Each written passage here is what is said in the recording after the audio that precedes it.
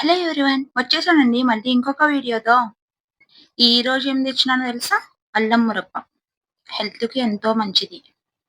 చిన్న పిల్లలకి రోజు ఒక పీస్ ఇవ్వండి చాలు. డైజెషన్ బావుతుంది. పెద్దవాళ్ళకి కూడా అరుగుదలకు చాలా మంచిది. పిల్లల దగ్గర నుంచి పెద్దవాళ్ళ వరకు ఎవరైనా తినొచ్చు. రోజు ఒక్క ముక్క తింటే చాలు. ఆలస్యం చేయకుండా వీడియోలోకైతే వెళ్ళిపోయి పూర్తి ప్రాసెస్ అయితే చూసేద్దాం. స్టెప్ బై స్టెప్ వివరంగా చెప్పేస్తాను. ముందుగా మంచి క్వాలిటీ ఉన్న అల్లానైతే తీసుకొని, దాని మీద చెక్కు తీసి ఇలా సన్న ముక్కలుగా కోసుకోండి. ఇదైతే పావు కిలో దాకా ఉందండి. ఈ బెల్లం కూడా అర కిలో దాకా ఉంది. పక్కా మెజర్‌మెంట్ అయితే చెప్తున్నా. ఎక్కడ స్కిప్ కొట్టకుండా పూర్తి ప్రాసెస్ అయితే చూడండి. పక్కా పర్ఫెక్ట్‌గా వస్తుంది. ఒక్కసారికే కుదురుతుంది. ఒక కప్పు అల్లానికి 4 కప్పుల బెల్లం అయితే తీసుకోవాల్సి ఉంటుంది. ఒక కప్పు అల్లం వేసేసిన మీ ముందన్నే ఎంచి ఏస్తా చూడండి. ఏం చీటింగ్ లేదు, మాయ లేదు, మంత్రం లేదు. 4 కప్పుల బెల్లం కౌంట్ చేసుకోండి. లాస్ట్‌లో అయితే బెల్లం కొంచెం తక్కువ పడిందనేసి చక్కెర అయితే యాడ్ చేసినాను. పూర్తిగా అయితే ఒక కప్పు అల్లంకి 4 కప్పుల బెల్లం. మీకి ఇష్టం లేదనుకుంటే చక్కెరైనా వేసుకోవచ్చు. కానీ హెల్త్‌కి బెల్లం మంచిది కాబట్టి బెల్లం ఏస్తున్నాను. ఇందులో కొంచెం వాటర్ వేసి మెత్తగా ప్యూరీలాగైతే ఈ ప్యూరీని మొత్తం ఒక పాన్ తీసుకొని అందులోకైతే ట్రాన్స్‌ఫర్ చేసుకోండి. ఇప్పుడు దీన్ని తీసుకొని పోయి స్టవ్ మీద పెట్టి కలుపుతూనే ఉండాలి, కలుపుతూనే ఉండాలి, కలుపుతూనే ఉండాలి. ఎప్పటిదాకా అంటే నేను చెప్తా ముందు ముందు ఎప్పటిదాకానో వెయిట్ చేయండి. ఫస్ట్ టైమ్ నా ఛానెల్‌ని చూస్తున్నారా? అలాగైతే సబ్స్క్రైబ్ చేసుకోండి. మన ఛానెల్‌లో ఎన్నో వీడియోలున్నాయి. ఒకసారి అవి కూడా చెక్ చేసేయండి. ఇది ఇలా ఉడుకుతుంటుంది. పక్కనైతే ఒక ప్లేట్ తీసుకోండి. దాని మీద కాస్త నెయ్యన్నా, నూనెన్నా అప్లై చేసి మొత్తం స్ప్రెడ్ చేసి పక్కనే ఉంచుకోండి. ఇప్పుడైతే దీని పరిస్థితి చూద్దాం. ఇలా ఉడుకుతుంది గదా! ఇలా కలుపుతూనే ఉండాలండి. కలిపేదే ప్రాసెస్ ఇంకా. ఎప్పటిదాకా చూపిస్తా ఉండండి. వెయిట్ చేయండి మరి. స్టెప్ బై స్టెప్ అర్థం కావాలి గదా! పర్ఫెక్ట్‌గా రావాలంటే. అందుకని కాస్త వెయిట్ చేయాలి. అబ్బా! పర్ఫెక్ట్‌గా చేసుకోవాలంటే పూర్తి వీడియో దాకా వెయిట్ చేయాలి. ఇలా కలుపుతూనే ఉండండి. గరిట కింద వైపుకి ఇలా అని ఇలా కలుపుకోండి. అడుగు ఎక్కడ అంటకుండా ఇలా కలుపుతూనే ఉండాలి. చూసారు గదా! ఇప్పుడైతే ఒకసారి పాకం చెక్ చేద్దాం. గిన్నెలో కొంచెం నీళ్లు తీసుకొని ఇందులో కొంచెం వేసి చూడండి. దీన్నైతే చెక్ చేసుకుందాం.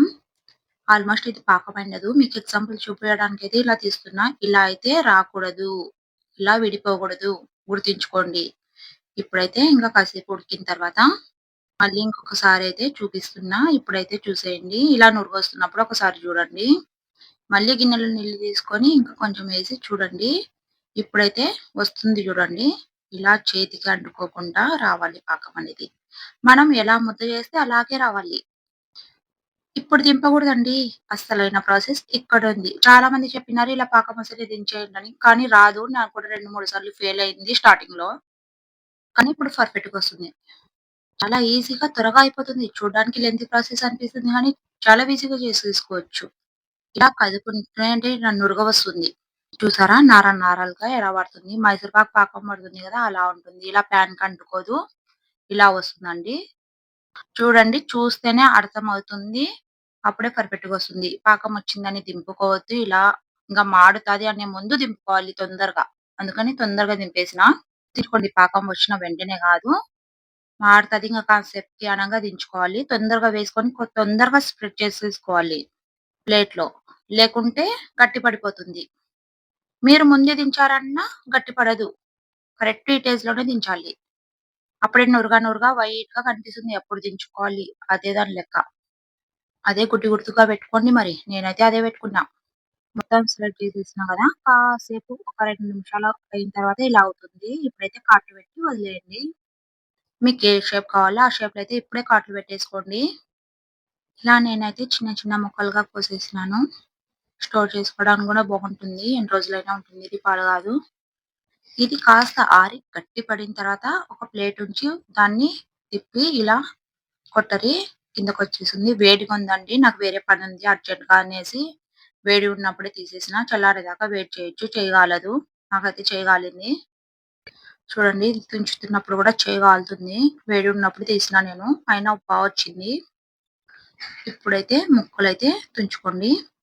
అంతేనండి. చాలా సింపుల్. చేసి పెట్టండి. ఈవినింగ్ స్కూల్ నుంచి పిల్లలు రాగానే ఒక పీస్ ఇవ్వండి. లేకపోతే మార్నింగే ఒక పీస్ ఇవ్వండి. చాలా బావుంటుంది. వీడియో నచ్చిందా? ఒక లైక్ చేయండి మరి. నెక్స్ట్ వీడియోలో అయితే కలుద్దాం. నేను మీ షాహిద.